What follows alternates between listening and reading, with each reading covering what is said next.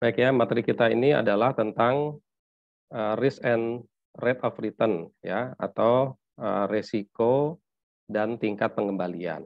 Nah, sebagaimana sudah saya sampaikan tadi, resiko dan tingkat pengembalian ini tentu yang berkaitan dengan keuangan ya, lebih erat yang kaitannya dengan keuangan. Ya mungkin dengan hal-hal lain juga bisa ya, tetapi karena kita di dalam konteks keuangan tentu kita akan kaitkan dengan manajemen keuangan ya.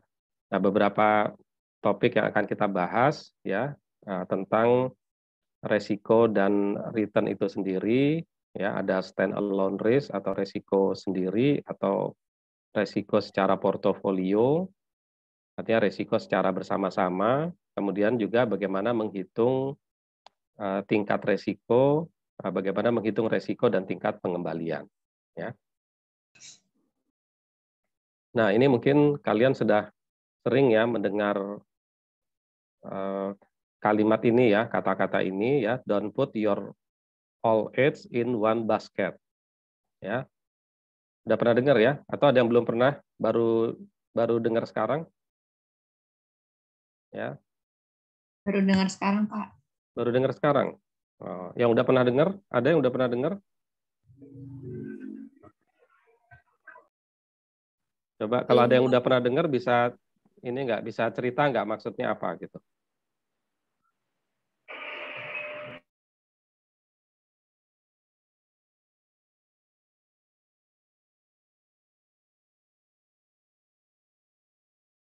Ya, jadi ini adalah apa ya kata motivasi atau pepatah gitu ya yang cukup populer ya di dunia keuangan dan investasi ya. Nah, ini biasanya kalau topik-topik yang berkaitan dengan keuangan ini pasti umumnya ini menjadi salah satu yang disampaikan gitu ya. Jadi don't put your all eggs in one basket. Ya, jadi artinya kan jangan meletakkan atau membawa seluruh telur-telur Anda itu di dalam satu keranjang. Gitu ya, kira-kira kan seperti itu. Nah, ininya apa sih maknanya gitu ya? Maknanya itu kalau kita bawa telur ini kita bawa di dalam satu keranjang gitu ya.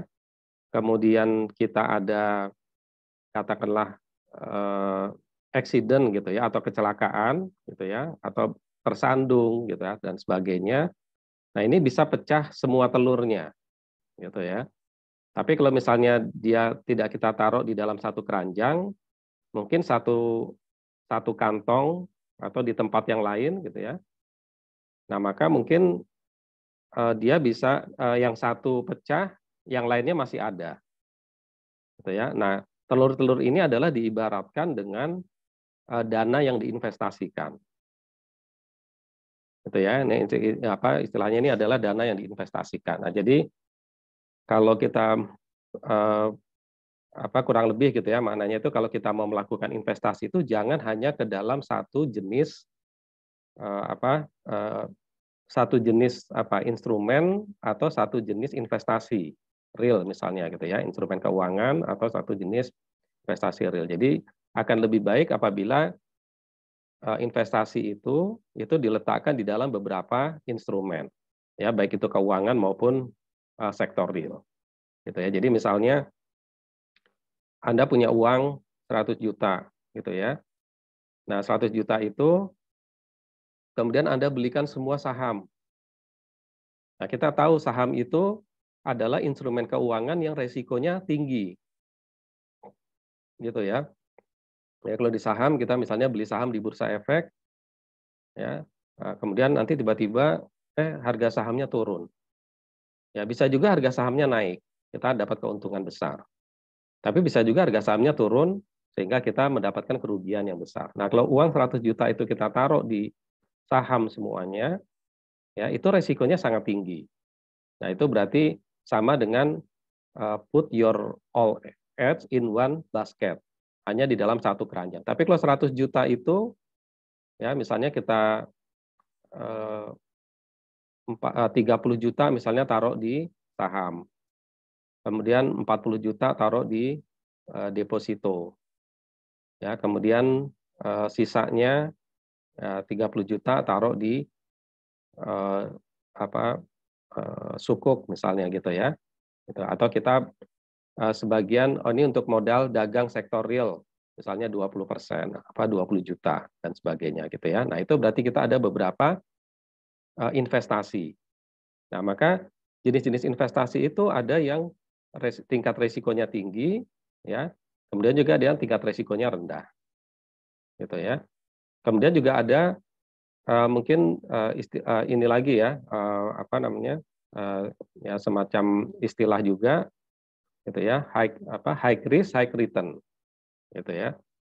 Berarti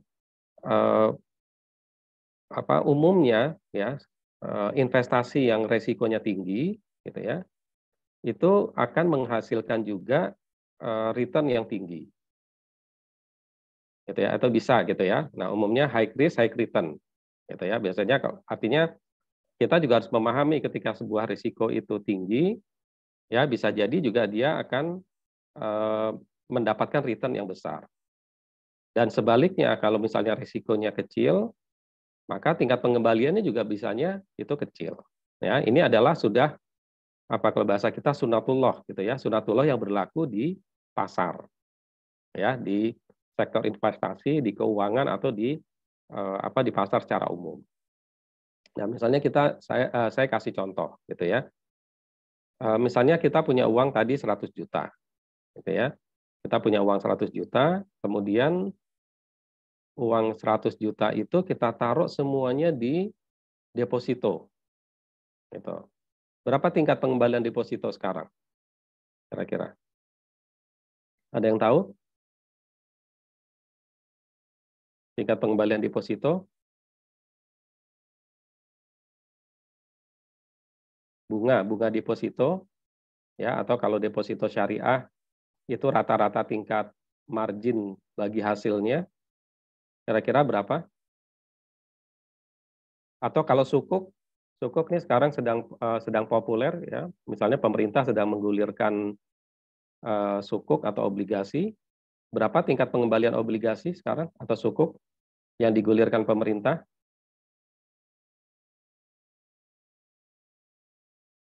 Ada yang bisa bantu jawab? Ya, mungkin sukuk sekarang tingkatnya sekitar berapa? 7-8% atau 6-7% gitu ya. Kalau deposito itu lebih rendah lagi. Gitu ya. Nah, kemudian ada lagi tabungan lebih rendah lagi. Gitu ya. Nah, kita lihat yang resikonya tinggi ya, misalnya deposito katakanlah 3% atau 4% misalnya gitu ya. Per tahun ya, tingkat pengembalian atau return-nya ya, baik itu berbentuk bunga maupun margin bagi hasil ya, kalau dirata-ratakan sekitar 3 atau 4% misalnya gitu ya, atau 5% gitu. Nah, itu resikonya rendah gitu ya. Tingkat resikonya rendah, kemungkinan uangnya hilang itu kecil gitu ya. Bukan tidak mungkin gitu ya. Nah, tapi resikonya sangat kecil ya. Nah, apalagi misalnya kalau perbankan itu dijamin oleh pemerintah ya sampai jumlah tertentu misalnya. Ya kan ada LPS ya. Nah, itu relatif aman, tapi hasilnya kalau kita taruh uang di deposito kecil, setahun cuman 3 atau 4% gitu ya. Kalau kita taruh lagi di sukuk gitu ya, lebih tinggi. Nah, tapi mungkin resiko agak meningkat. Ya. Kalau kita lagi taruh di saham ya, tingkat pengembaliannya lebih tinggi lagi. Ya. Bisa bisa berapa sekian puluh persen barangkali tingkat pengembaliannya ya, atau bahkan bisa lebih tinggi dari modalnya sendiri gitu ya, tapi resikonya juga tinggi ya, kemungkinan harga saham jatuh itu lebih tinggi.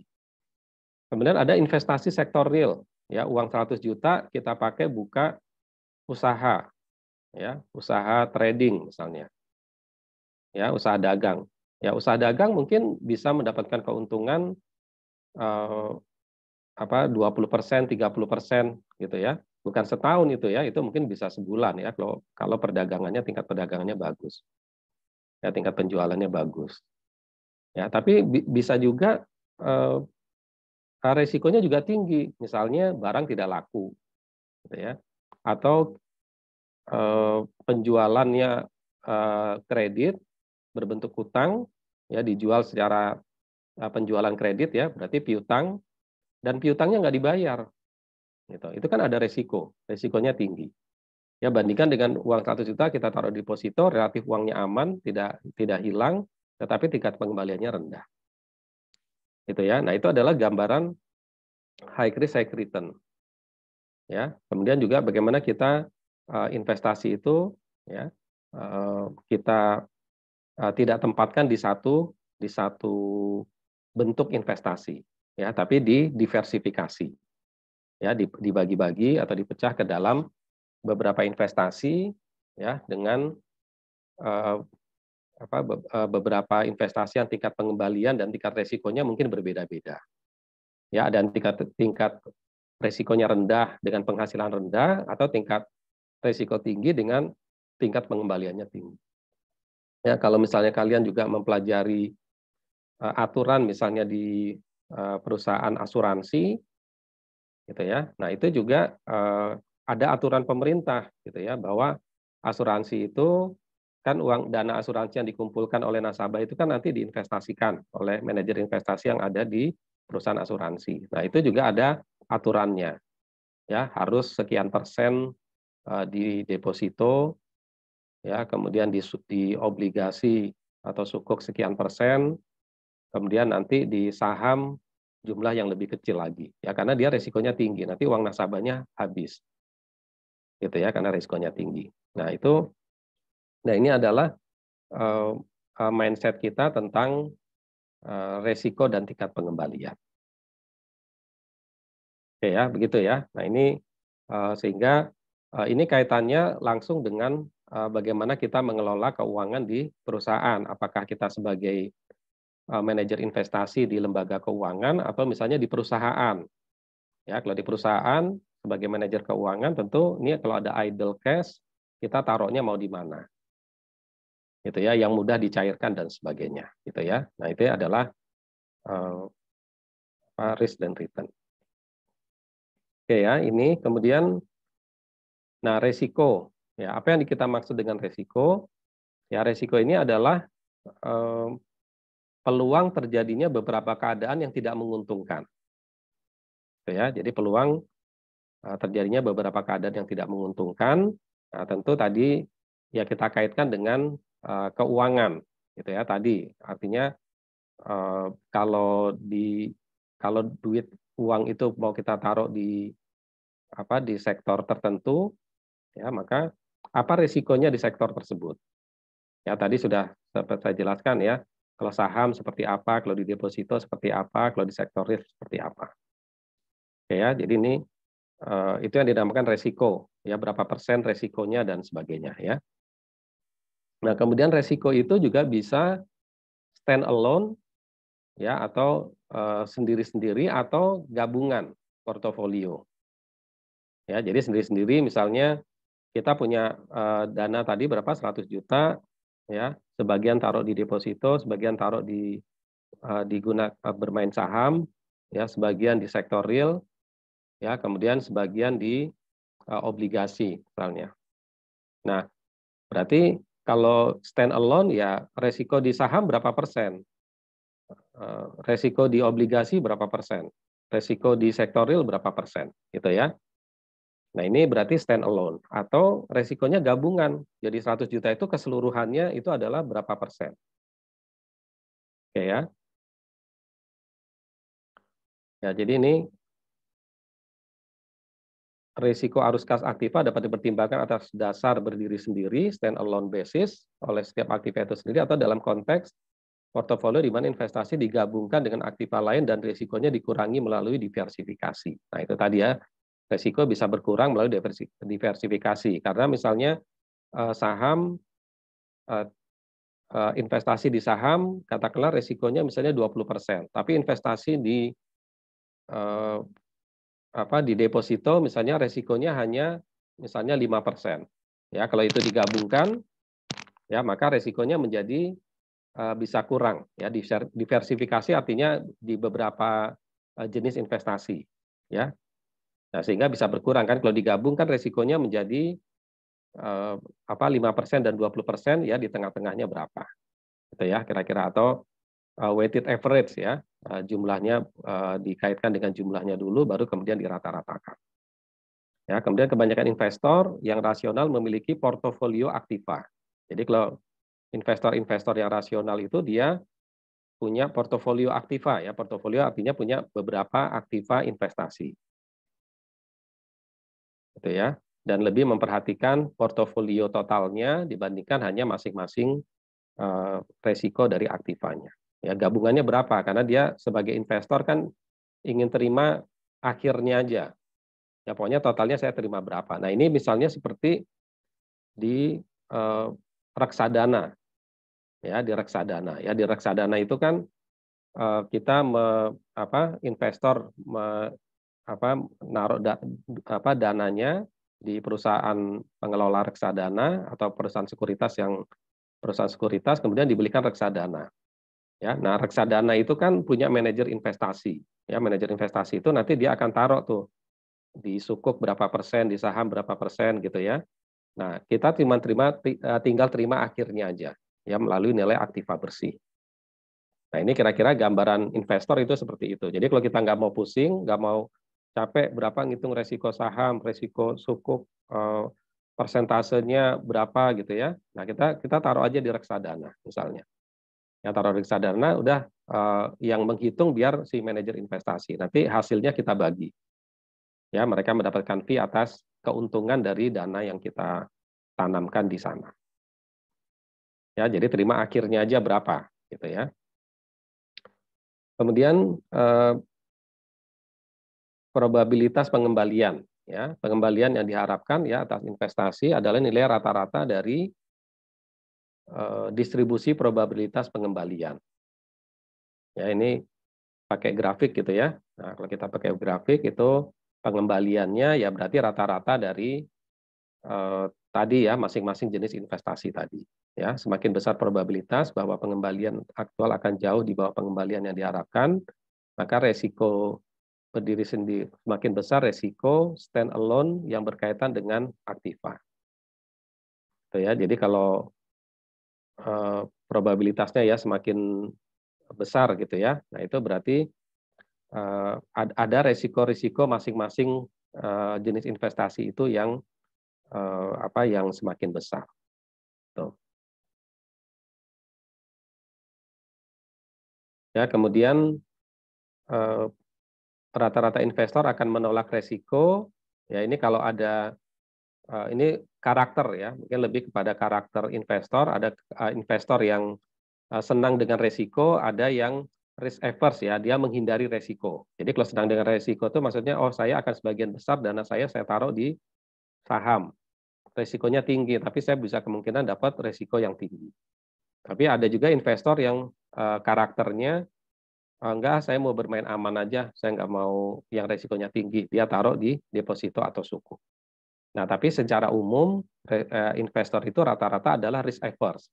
Ya, dia nggak mau yang bermain di resiko yang tinggi. Mungkin sebagian kecil mereka yang bermain di resiko yang tinggi.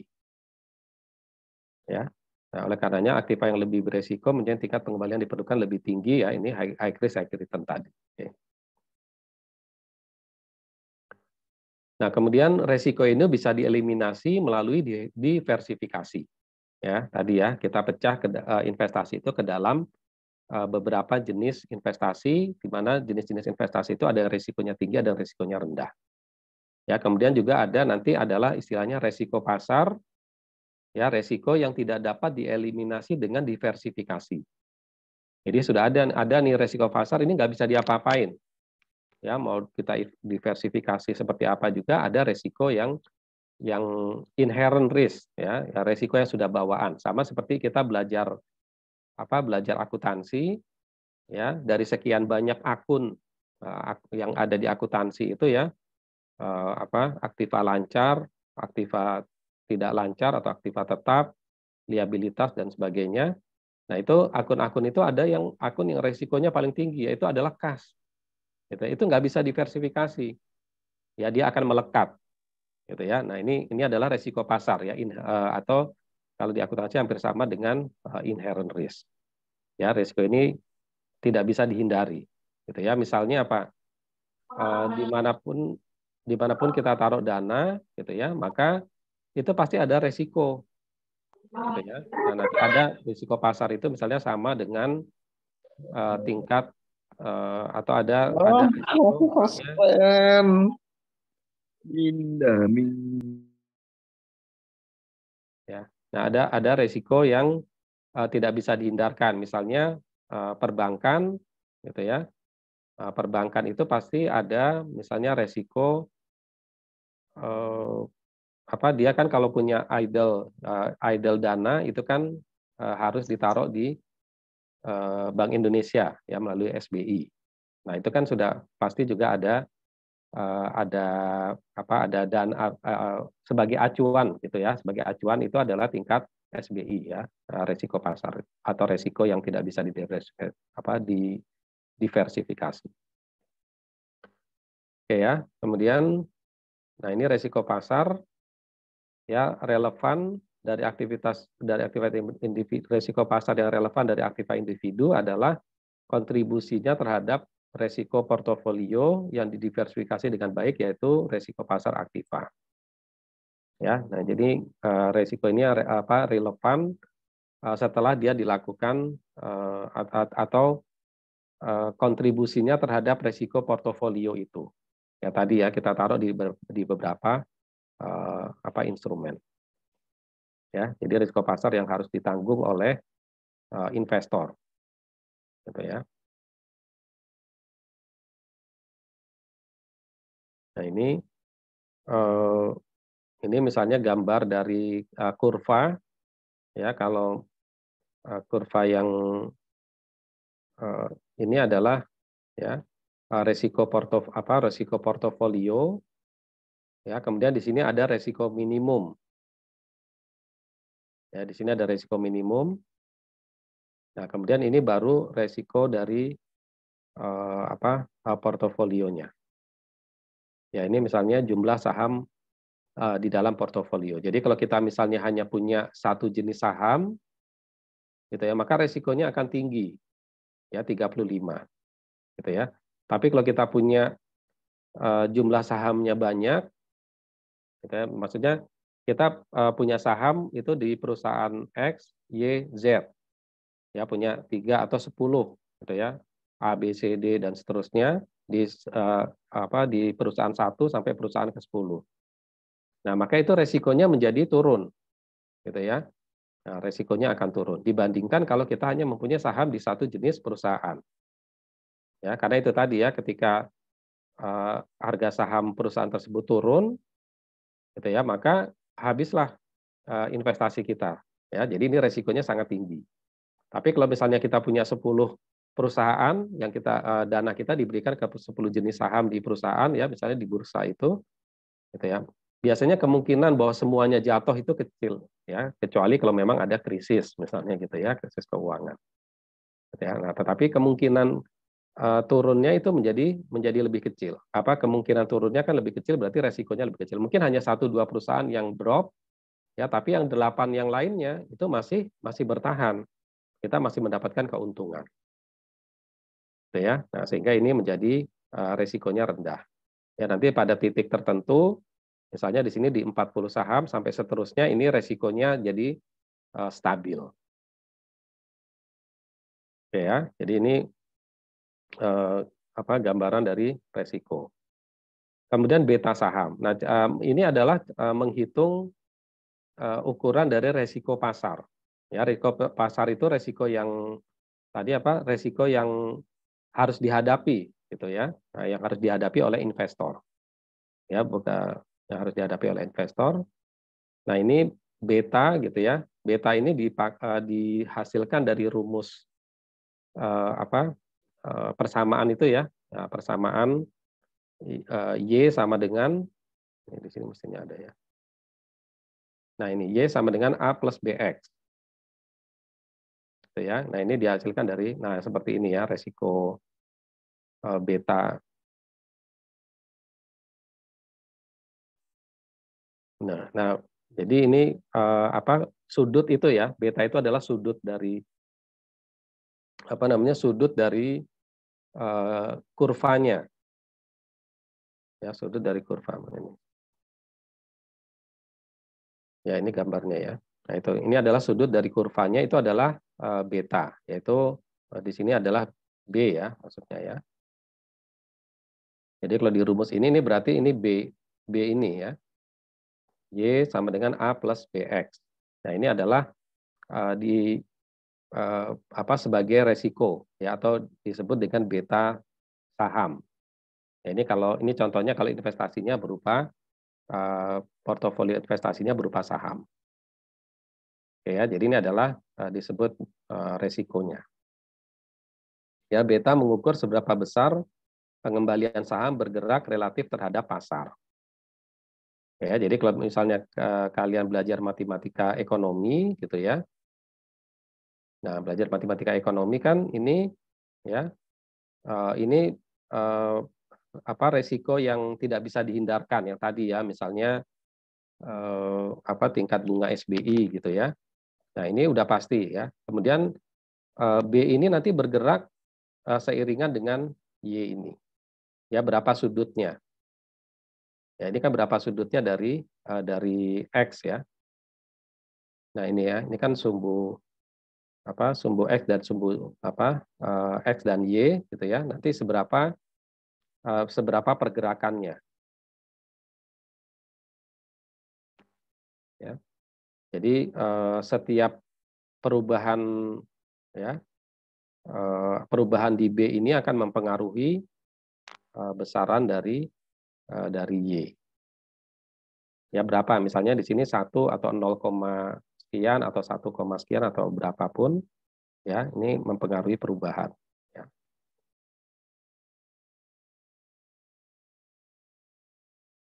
Ya, jadi beta ini mengukur seberapa besar pengembalian saham bergerak relatif terhadap pasar. Ya, saham dengan beta yang tinggi lebih mudah berubah dibandingkan saham pada umumnya, sementara saham dengan beta rendah adalah lebih sedikit perubahan dari saham pada umumnya. Ya, jadi ini ya perubahan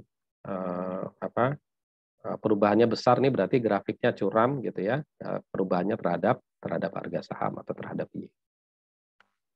Nah, ini biasanya kalau beta portofolio berarti ini adalah rata-rata tertimbang dari sekuritas individu dalam portofolio ya, berarti gabungan.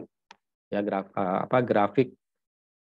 grafiknya itu sudah merupakan grafik dari gabungan ya.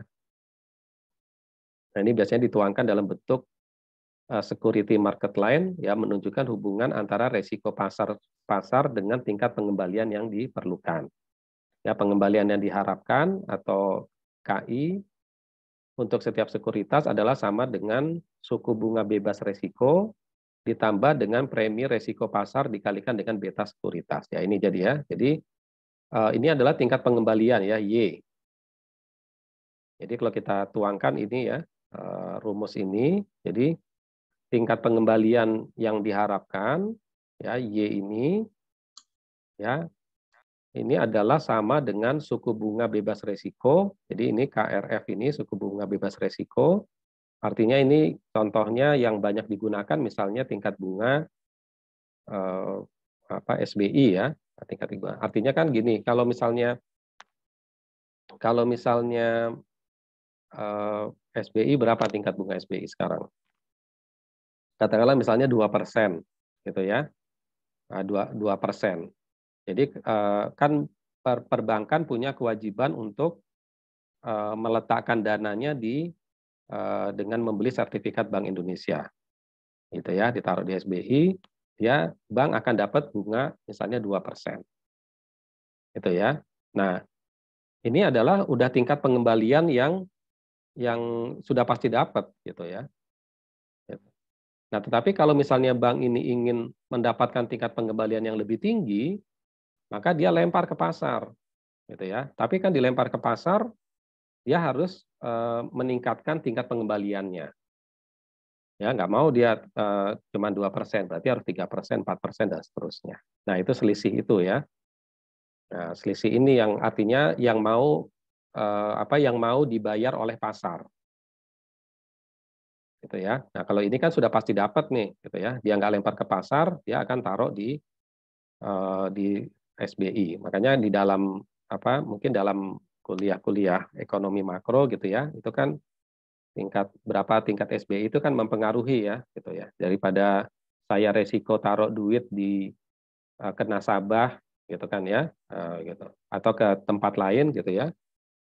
Nah, kita taruh di tempat lain, mendingan saya taruh di Bank Indonesia. Dia sudah memberikan yang tinggi, gitu ya. Nah, ini makanya besaran tingkat bunganya itu juga sangat nanti mempengaruhi tingkat makro keuangan, gitu ya, atau keuangan secara nasional. Oke ya. Nah, ini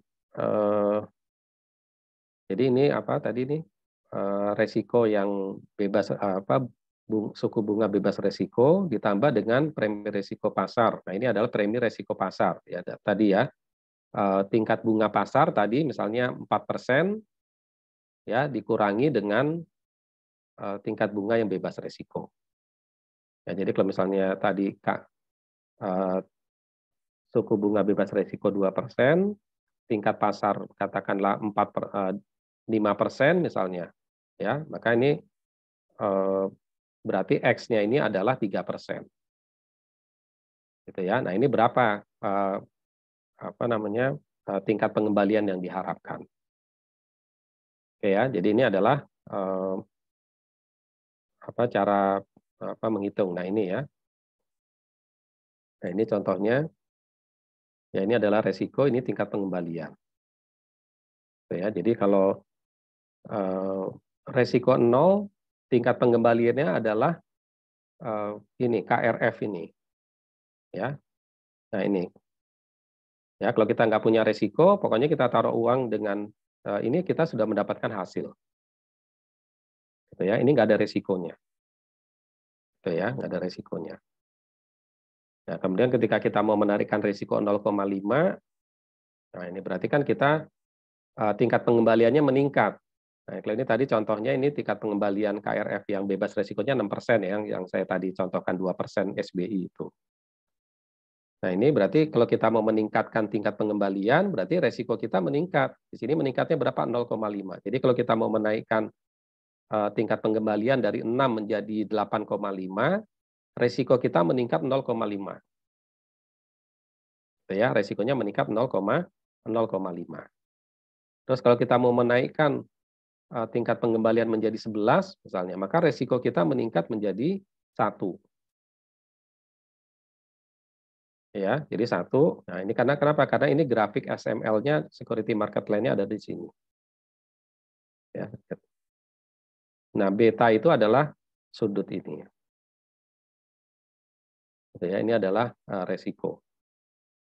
Nah, ini adalah betanya, sudutnya. Ini ya, nanti ya. Nah, B-nya ini. Nah, sudutnya ini berapa persen. Nah, ini adalah sudutnya. Ini ada resiko. Artinya kalau kita mau meningkatkan, tinggal kita hitung aja pengembalian kita. Oh, kita pengen pengendalian lebih tinggi, ya silakan. Resikonya akan lebih tinggi juga. Ya, peningkatan resikonya ke sini. Ya. Nah, ini adalah gambaran menuangkan tadi ya, menuangkan tingkat resiko dan return itu ke dalam bentuk perhitungan matematis. Gitu ya. Jadi bukan hanya secara kualitatif gitu ya, tetapi harus ada perhitungan matematisnya. Nah, begini cara menghitung dari tingkat pengembalian diharapkan Y dengan tingkat resiko. Jadi artinya kalau kita punya tingkat resiko yang bebas, tingkat bebas resiko sekian persen, gitu ya. Kemudian, kita pengen, makanya mungkin misalnya perbankan bersaing gitu kan ya dengan apa namanya dengan tingkat bunga misalnya gitu kan. Nah, ini berarti kita terbalik dari sisi investornya. Investornya ini kalau kita ini Bank A dia menawarkan tingkat deposito 6%, Bank B cuma 5%. Kita lihat performa dari Bank A dan Bank B. Wah, jangan di Bank A itu 6%, tapi banknya nggak bonafit, gitu kan misalnya. Tapi Bank B 5,5% atau 5%, tapi dia bonafit, banknya besar, pemegang sahamnya misalnya dia bank terkenal gitu ya, bank yang laporan keuangannya stabil misalnya gitu. Beda dengan bank A tadi yang banknya kecil gitu ya, kemudian punya punya historis misalnya kurang bagus gitu ya. Nah, itu resikonya jadi tinggi. Tapi kenapa? Karena dia mau menawarkan tingkat bunga yang lebih tinggi. Ya sama seperti kita misalnya mau eh, apa pinjaman online ya, pinjol gitu ya. Nah, kita mau pinjaman online ya kan. Prosesnya gampang. 5 menit dana cair kan gitu ya. 5 menit dana cair. Tapi apa? Tingkat bunganya tinggi.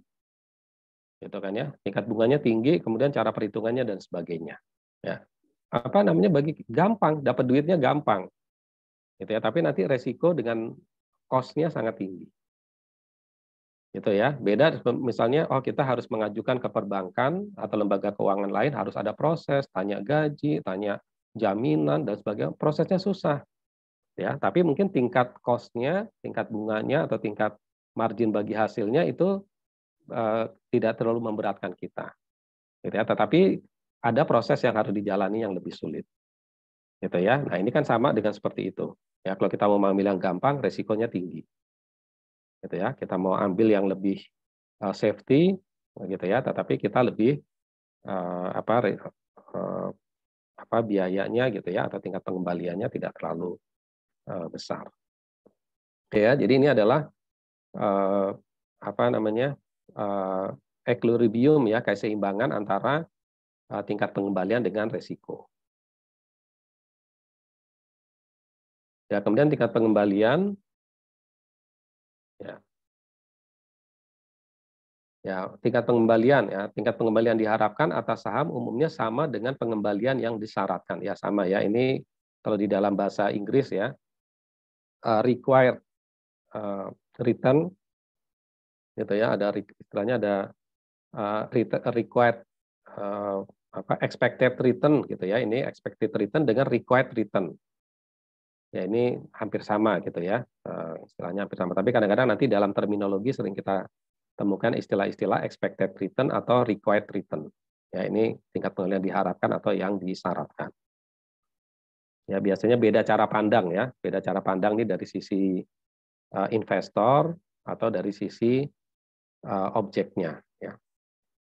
Nah, namun sesuatu dapat terjadi yang menyebabkan tingkat pengembalian disyaratkan berubah, yaitu apabila ada suku bunga bebas risiko dapat berubah karena perubahan inflasi yang diantisipasi. Nah, itu tadi ya, tingkat SBI itu bisa berubah-ubah kalau tingkat ekonomi ya, ada pertumbuhan, ada tingkat inflasi gitu ya. Misalnya pemerintah ingin menarik dana yang beredar di masyarakat, misalnya gitu ya.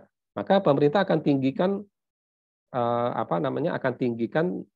SBI.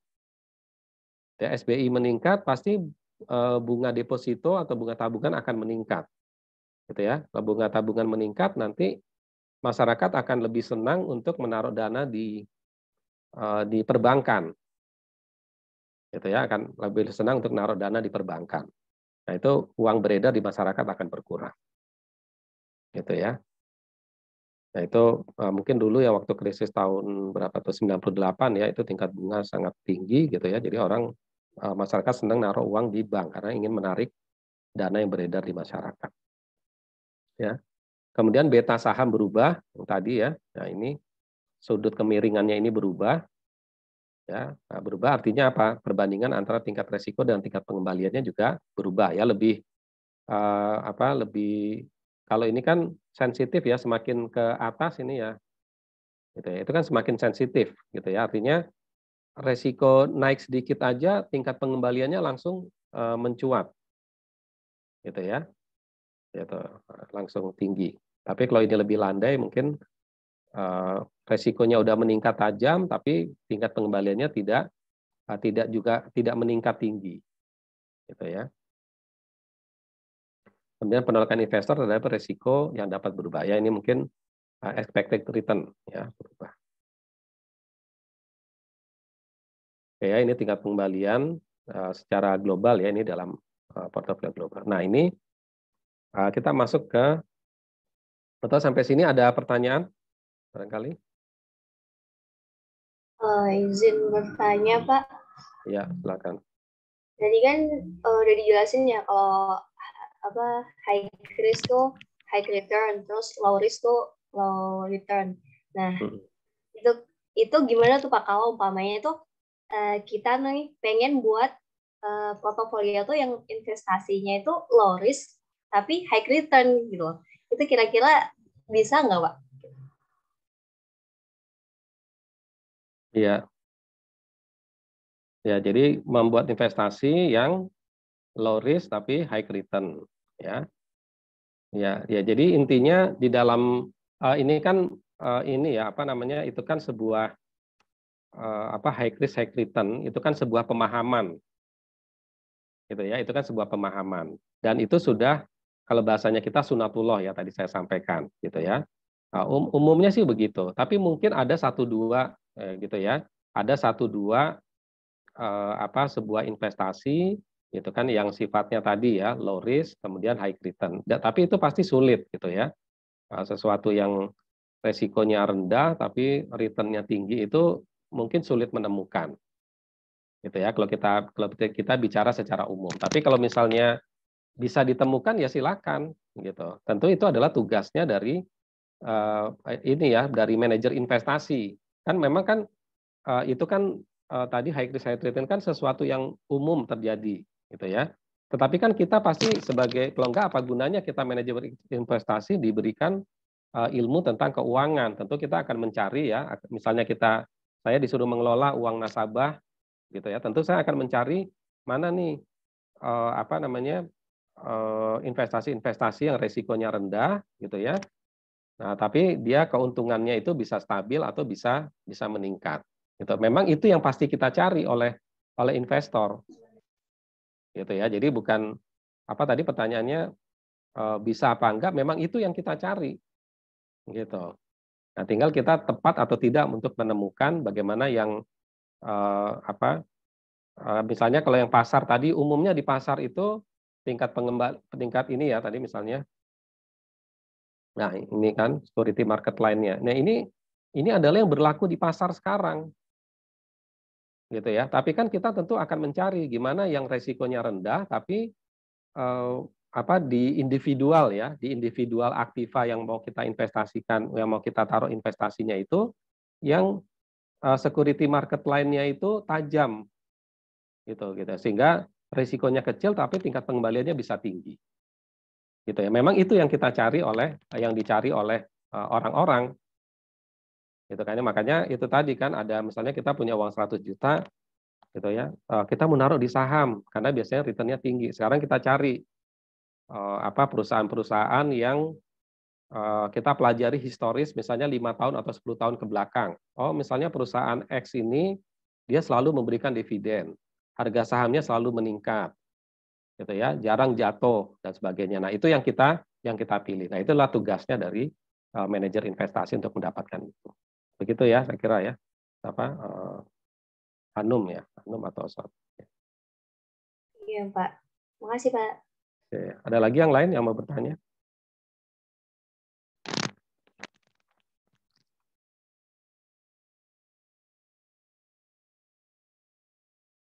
Ya, kalau tidak ada, saya lanjutkan nanti sambil kalau ada yang mau bertanya, kalau saya jeda gitu ya, jeda ganti topik, silakan kalau ada yang mau bertanya ya. Gitu. Tapi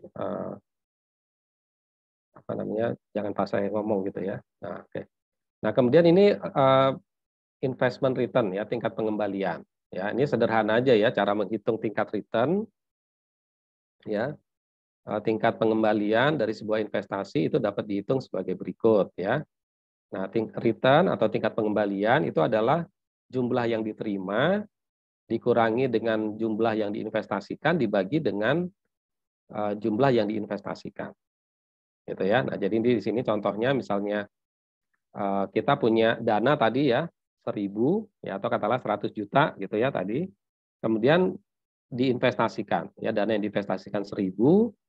Kemudian kita mendapatkan duit baliknya. Jadi misalnya saya beli saham nih 1.000 gitu ya. Terus bulan depan saya jual sahamnya. Ya, bulan depan sahamnya saya jual, saya dapat uang 1.100. berapa tingkat return-nya? Nah, gitu ya. Berapa tingkat return-nya? Berarti return-nya adalah 1.100 dikurangi 1.000 dibagi dengan 1.000, berarti 10%. Gitu ya. Berarti dia 10% kalau dalam 1 bulan. Tapi biasanya ya ini kan tadi kan saya contohnya sekarang saya beli, bulan depan saya jual sahamnya. Gitu ya. Berarti saya dapat 1 bulan dapat 10%. Nah, tetapi biasanya hitungan return itu dalam terminologi keuangan itu distandarkan. Kalau disebut return itu berarti adalah 1 tahun. Gitu ya. Berarti kita harus membuat nanti rata-rata setahun jadinya jadi berapa. Gitu ya, kira-kira gitu. Atau dalam contoh ini misalnya kita investasikan sekarang, tahun depan kita jual. Dapatlah 1.100. Gitu ya. Nah, kalau misalnya jual beli gitu ya dalam sebulan atau dalam setahun itu ada berapa seminggu sekali kita jual beli ya, berarti ada 50 kali transaksi. Nah, itu diambil rata-ratanya aja. Gitu ya, diambil rata-ratanya, total dana investasikan kita sekian, gitu ya, misalnya 1.000, setelah 1 tahun ya kalau kita cash in lagi uangnya ada berapa. Nah, itu ya. Nah, itu selisihnya itulah merupakan tingkat return. Ya, sama kalau kita misalnya laporan keuangan, ya membuat laporan laba rugi, ya kira-kira laba 1 tahun itulah return, gitu ya, kira-kira seperti itu. Kan kita buat laporan keuangan 1 tahun, labanya berapa setahun, sekian, nah itulah kira-kira return. Ya, karena dana modal kita yang misalnya modal usaha kita 1.000, kemudian kita pakai jual beli terus ya selama setahun, kita buatlah laporan laba rugi, dapat labanya 100. Nah, 100 itulah merupakan return. Itu ya, kira-kira gambarannya sama dengan itu ya. Simple sebenarnya ya untuk menghitung return ini. Nah, kemudian apa yang dimaksud dengan risiko investasi? Ya, risiko investasi tadi ya ada stand alone risk, ada portfolio risk. Ya, kayak ini tadi sudah saya sampaikan ya. Kemudian semakin tinggi ya, semakin besar peluang ya, change of lower than expected or negative return ya, semakin tinggi peluang untuk negative return maka resikonya akan semakin tinggi. Jadi maksudnya semakin besar kemungkinan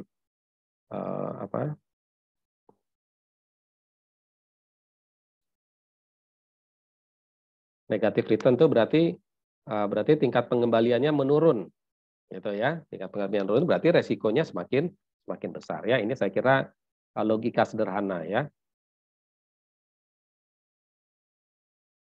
Nah, ini tadi yang tingkat distribusi, gitu ya. Jadi perusahaan Y dengan perusahaan X, ya expected return-nya sama, gitu ya. Tetapi tingkat distribusinya itu berbeda. Yang perusahaan X itu lebih landai, yang perusahaan X itu lebih tajam, gitu ya.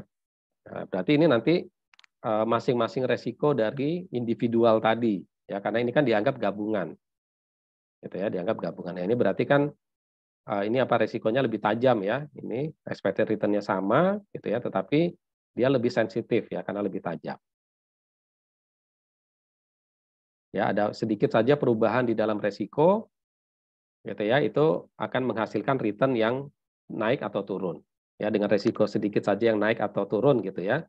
Nah, maka tingkat pengembaliannya itu juga bisa sangat tinggi perubahannya ya.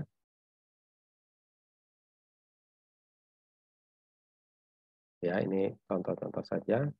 Nah, ini beberapa alternatif investasi ya, misalnya kalau di sini ada dihitung misalnya dalam kondisi ekonomi, ada kondisi ekonomi rata-rata, ada kondisi ekonomi di atas rata-rata atau booming, ada kondisi ekonomi di bawah rata-rata dan ada kondisi ekonomi resesi. Ya, nah ini bisa breakdown lagi resiko itu ke dalam return dan resiko itu ke dalam kalau dikaitkan dengan kondisi ekonomi. Ya, tiba-tiba, kita kan nggak tahu nih kondisi ekonomi di dalam 1 atau 2 tahun ke depan atau 5 tahun ke depan. Nah, kalau kita misalnya beli sukuk, gitu kan. Nah, ini kira-kira risikonya seperti apa? Nah, kalau kita lihat di sini ini sukuk ya, treasury bills ya, ini obligasi gitu ya. Kira-kira ini sama dengan obligasi. Dia mau kondisi ekonomi apapun, ya return-nya sama. Ya, 8%. Kenapa? Karena ini kan dijamin pemerintah gitu ya. Nah, ini biasanya ya. Jadi mau kondisi ekonomi pun apapun dia aman. Tapi kalau misalnya bentuk-bentuk yang lain, saham, ya, kemudian bentuk deposito. Nah, ini dia akan berubah sesuai dengan kondisi ekonomi. Gitu ya. Nah, berubah sesuai kondisi ekonomi. Nah, ini jadi bisa juga dipertimbangkan jenis-jenis investasi itu dikaitkan dengan kondisi peluang terjadinya perubahan kondisi ekonomi. Ya. Oke ya, ini penjelasan dari tabel tadi aja ya.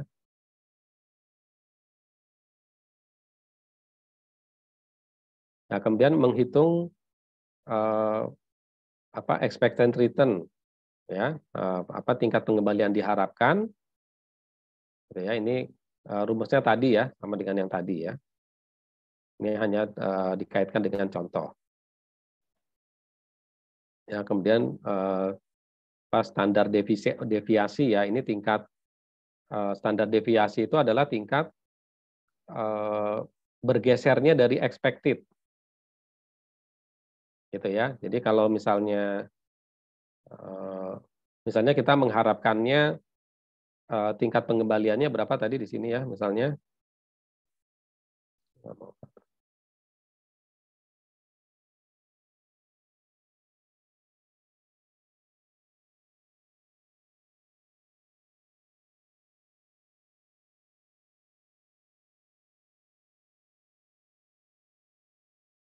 Nah, ini misalnya kita tingkat expected-nya kan di sini gitu ya.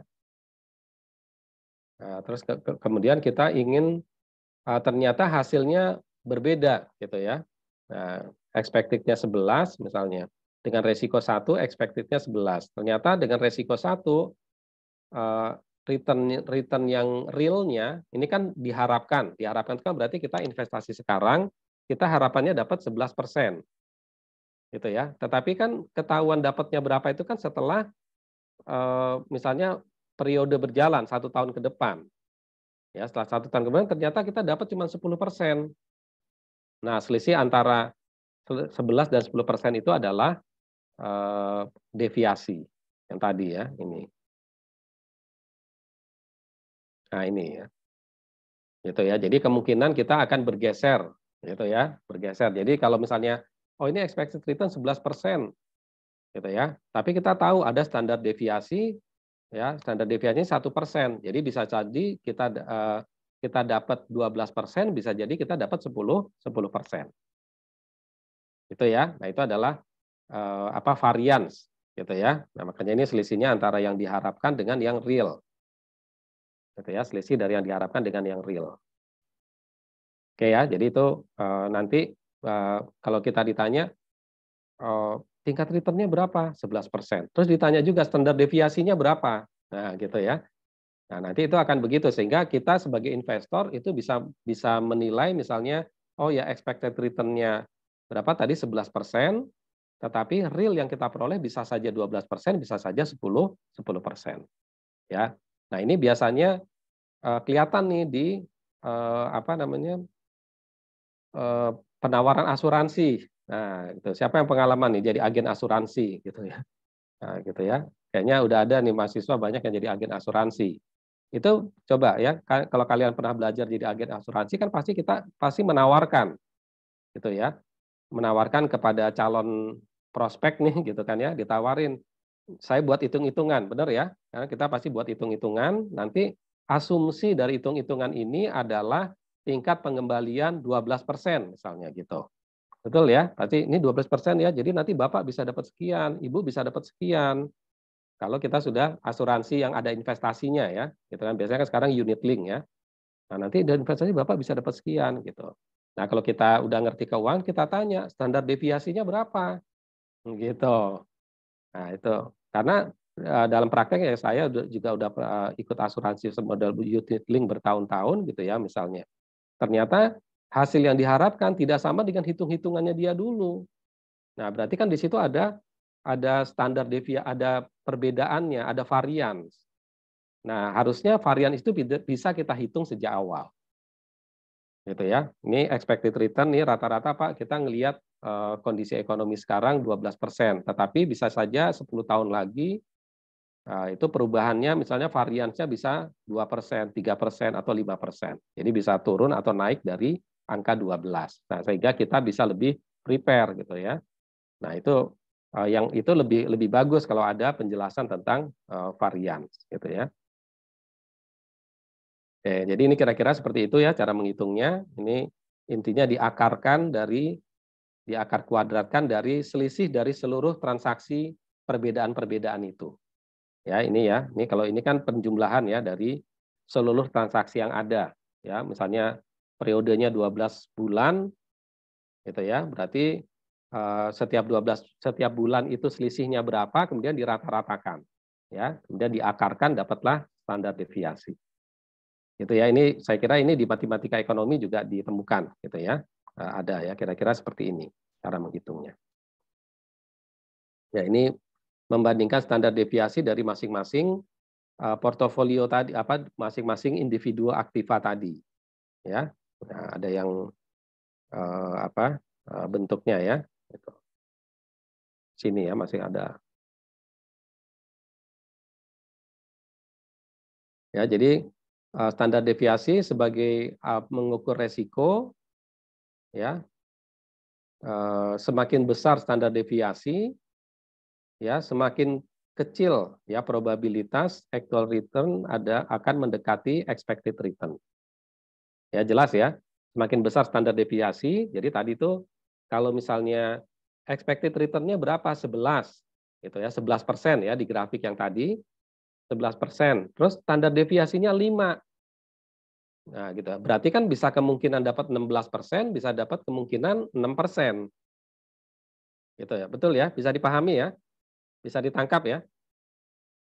Ya, jadi kalau saya punya expected return, saya investasi di sebuah portofolio, ya, kemudian saya mengharapkan dapat return 11%. Tapi kemudian ada informasi standar deviasinya 5%. Gitu. Berarti bisa jadi saya dapat 16%, bisa jadi saya dapat 11 plus 5%, bisa jadi saya dapatnya 11 dikurangi 5%. Oke ya. Bisa ditangkap ya. Nah, jadi semakin besar standar deviasi, berarti probabilitas kita mendapatkan 11% itu akan semakin semakin besar ya standar deviasinya, semakin rendah probabilitas kita untuk mendapatkan return yang 11%. Itu kira-kira gitu ya. Ya, semakin rendah probabilitas that actual return will be closer to expected return. Ya, gitu. Jadi ya kan semakin kecil nih kemungkinan kita untuk dapat 11%. Gitu ya, probabilitasnya ya, gitu. Kenapa? Karena standar deviasinya tinggi banget gitu. Jauh banget gitu. Tapi kalau standar deviasinya 1%, berarti ya 11% masih deket-deket lah, bisa 12%, bisa 10%, gitu ya. Apalagi 0,5% berarti semakin mendekati expected return. Tapi kalau ini semakin besar, ya semakin menjauhi expected return. Itu ya. Bisa ditangkap ya, ini kaitan dengan standar deviasi. Jadi besarnya standar deviasi ini, ya ini berkaitan dengan lebarnya probabilitas distribusi of return. Ya itu tadi ya, semakin lebar tadi ya. Mana itu gambar yang lebar. Nah ini semakin lebar. Oke ya. Nah ini adalah kaitan nanti resiko. Jadi ada lagi tambahan ya, satu terminologi itu dikaitkan nanti dengan standar deviasinya, bukan resiko secara tersendiri gitu ya. Oke. Nah, ini tadi kan misalnya contoh dari instrumen tadi ya, treasury bills ya, ini obligasi pemerintah, expected return-nya 8%. Resikonya 0. Ya dapatnya pasti 8%. Gitu ya, tidak ada alternatif. Nah, kemudian ini HT gitu ya misalnya. Nah, ini mungkin milik swasta gitu ya. Expected return-nya tinggi 17%, 17,4%, tapi resikonya atau standar deviasinya 20%. Jadi bisa saja dapat berapa? Bisa saja dapat 17/20% atau dapat 17 minus 20% gitu. Ya. Nah, itu. Ya, jadi itu nanti dikaitkan juga dengan standar deviasi ya. Nah, ini saya kira ini ilustrasi-ilustrasi. Nah, kemudian itu ya, ada pertanyaan sampai di sini sampai resiko dan standar deviasi. Ya, kan ngitungnya udah ketahuan tuh resiko ngitungnya seperti apa, standar deviasi ngitungnya seperti apa. Ya, kalau standar deviasi itu berarti tadi masing-masing transaksi dari resiko itu, ya misalnya, maksudnya gini, misalnya ini ya saya kasih gambaran aja ya, sebentar.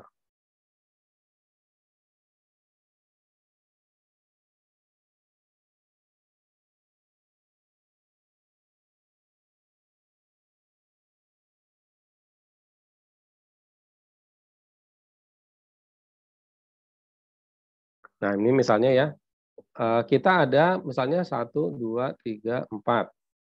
Ada katakanlah 10 transaksi gitu ya. Nah, misalnya ada 10 transaksi ya. Transaksi pertama itu misalnya expected return-nya 11. Nah, ini ya. Expected return ini real return gitu ya. Nah, actual return. Nah, gitu actual return. Di sini katakanlah 12. Gitu ya. Ini sama ya, semua expected return-nya 11.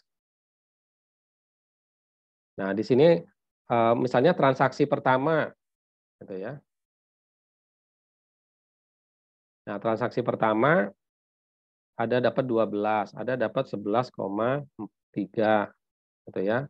Dapat 10,8 gitu ya. Kemudian 10,4. Kemudian dapat lagi 11.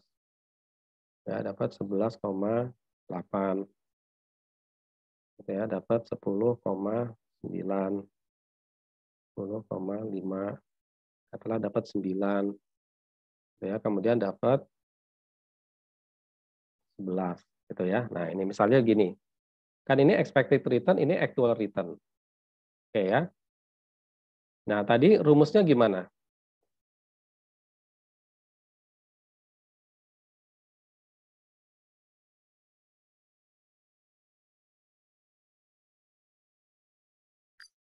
Nah, ini rumusnya kan. Nah, jadi apa namanya? Diselisihkan nih, actual dengan return-nya diselisihkan. Ya, expected dengan actual-nya diselisihkan, kemudian dikuadratkan. Gitu ya. Nah, jadi masing-masing transaksi ini ya diselisihkan aja. Ya, kurang berapa. Gitu ya. Kemudian nanti ini selisih gitu kan ya. Nah, kemudian dikuadratkan. Ya. Nah, nanti dikuadratkan ya. Nah, kemudian tingkat peluangnya gitu ya. Nah, baru kemudian ditarik rumus dengan akar. Gini ya, cara dapatlah standar deviasi. Artinya dia merata-ratakan dari transaksi yang ada. Nah, sehingga kalau misalnya saya gambarkan grafiknya gitu ya.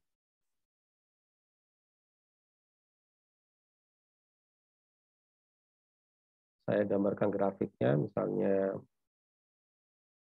ini X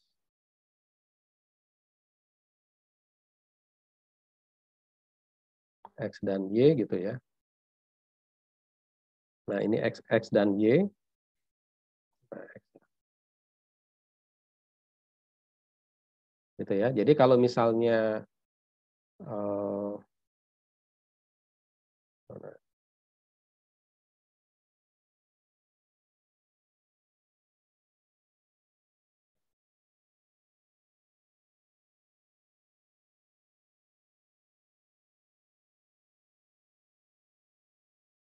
garis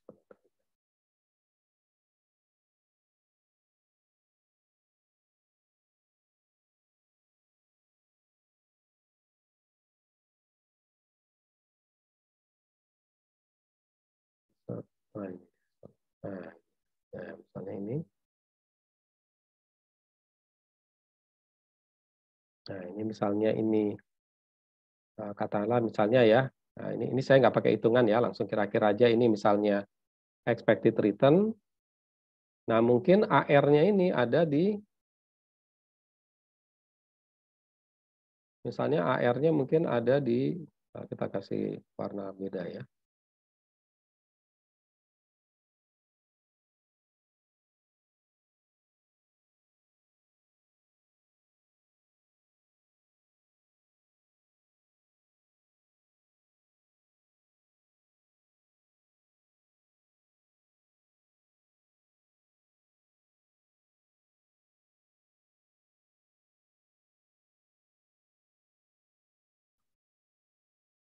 Ini misalnya ada di sini.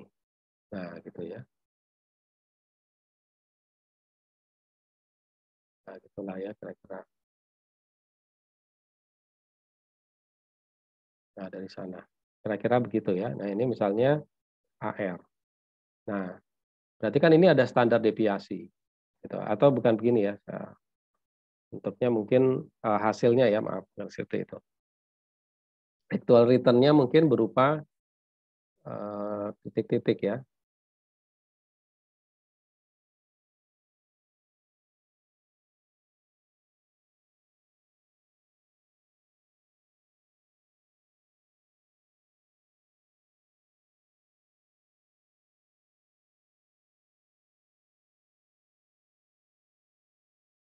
Nah, ini ya. Nah, ini dia berupa misalnya transaksi pertama gitu ya, ada di sini. Ya, nanti transaksi kedua ada di kalau ini misalnya 11 gitu ya. Nah, ini kan berarti ada di 12. Nanti di sini ada 13. 11,3. Kemudian 10, di bawahnya. Gitu ya, kira-kira gitu. Terus nanti di sini. Gitu ya, sampai ada aktual dari 10 transaksi. Gitu ya. Ya ada di mana gitu ya. Kira-kira gitulah ya. Nah, ada di sini. Ada di sini. Ini adalah aktualnya. Nah, nanti baru dihitung dengan rata-rata yang tadi ini.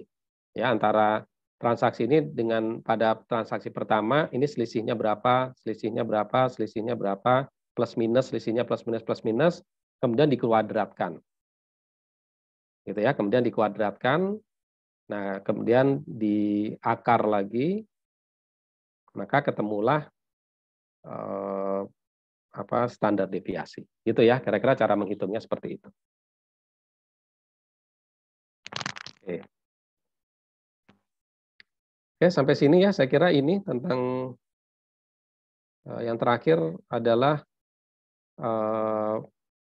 perilaku investor. Ya, investor itu tadi di awal sudah saya sampaikan ada yang sifatnya risk aversion, dia menghindari resiko, jadi lebih senang kepada yang resikonya rendah.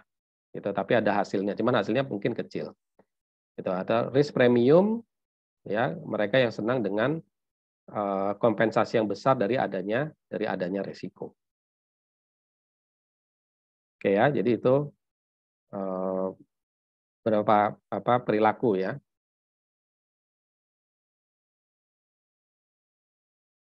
Oke ya, jadi ini ya saya kira sih itu ya. Kalau yang lain-lainnya ini mungkin hanya perhitungan-perhitungan. Nah, kemudian juga ada investor yang gagal untuk melakukan diversifikasi, gitu ya.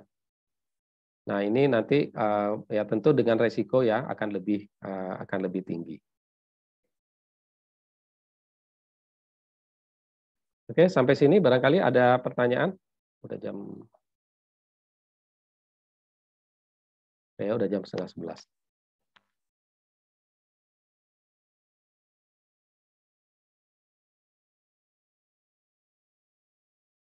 Ada pertanyaan sampai sini barangkali sebelum kita akhiri?